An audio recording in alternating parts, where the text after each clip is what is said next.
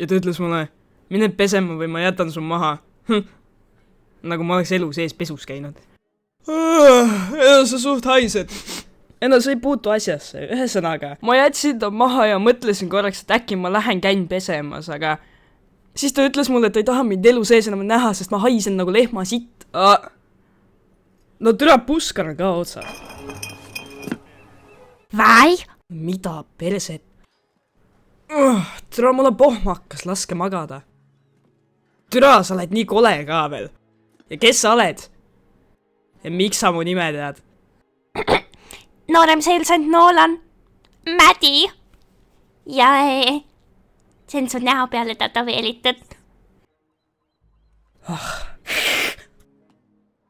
Nii et mida sina ja su toolisõber tahavad must? Tasuta deodoranti ma ei taha ja Puskar on ka otsas, nii et tõmmake jehkat.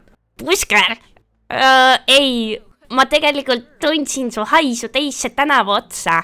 Plus Caitlin oli ka sinust ja su haisust rääkinud. Ja noh, ma pean küsima, kas see on tõsi, et sa ei ole kordagi elus pesus käinud ning et su varbaküüned on samad värvid, mis minu juuksed? Kate rääkis sulle mu varvastest? Ta ütles, et tänu sinu haisule muutus ta sirgeks. Ja et peale sinu puudutamist ta pidi nahatransplanti tegema, sest ta nahk läks mädanema. Ühesõnaga, tule teada, ma nüüd ise Caitliniga mehkeldada saan. Eks näis. Mul on nüüd aeg minna. Aga mul hakkas sust nii kahju. Nii et ma tõin sulle seepi.